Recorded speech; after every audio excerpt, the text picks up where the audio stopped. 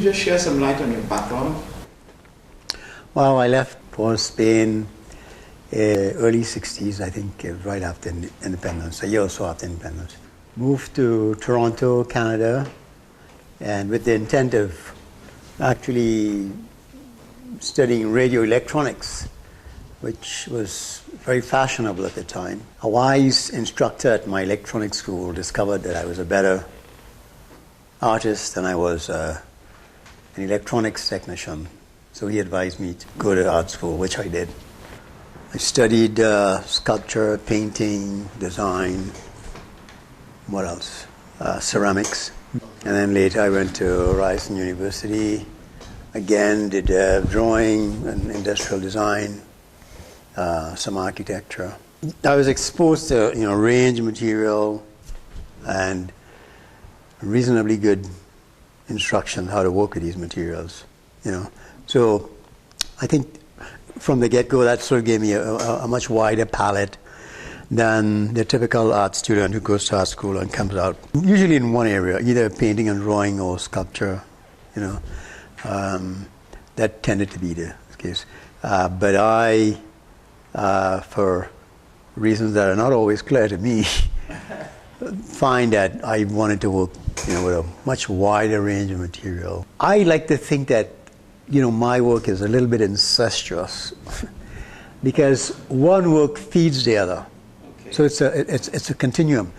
I do work in sort of groups of series. For example, I think you just saw the exhibition War and Peace, which was focused entirely on the whole aspect of war, the notion of using war as a technique for resolving human conflict is just so bizarre and arcane. We don't know why they do it, except there's great profit, as I think you know as well. And that installation was to focus on some of these things that we don't normally hear or see on mainstream TV. The kind of damage that is done to families. Even if you survive, you come back broken. And families have to, or friends, or both have to deal with the consequence of these things. And their life lasting. Like you just witnessed the totems that we installed today. That's a series of work that was done in the early, towards the end of the 90s and continued into 2000. And they were centered around looking at how different communities deal with spirituality and spiritual practice. Okay. So, oceanic tribes that make fetishes, certain African communities worked in similar ways. The Native Americans worked with totems. And of course, more mainstream religion, well, I don't deal with them at all.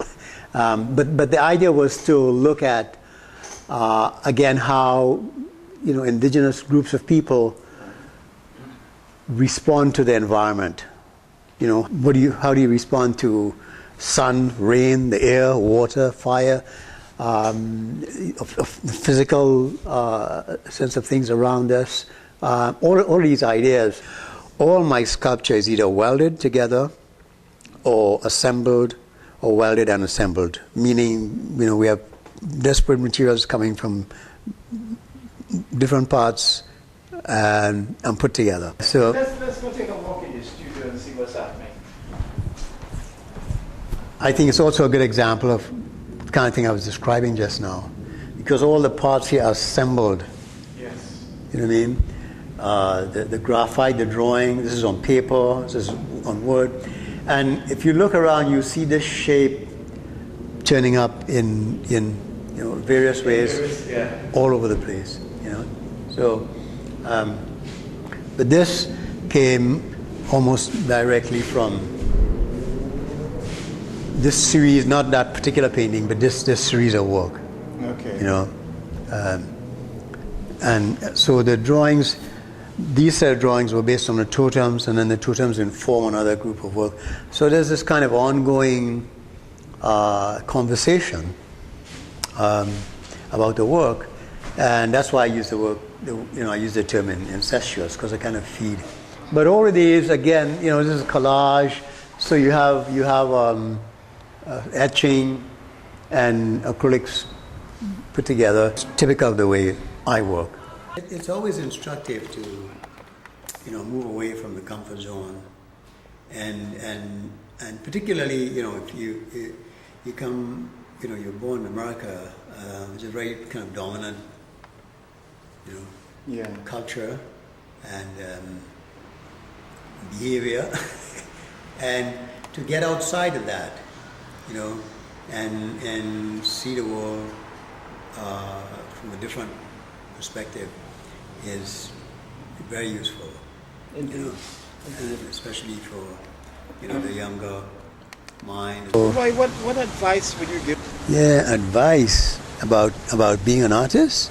The best I could say is do what you believe in, and do it as well as you can for as long as you can, and that would be my advice. I would like to thank you for spending some time, for letting me spend some time with you to know about what makes you tick.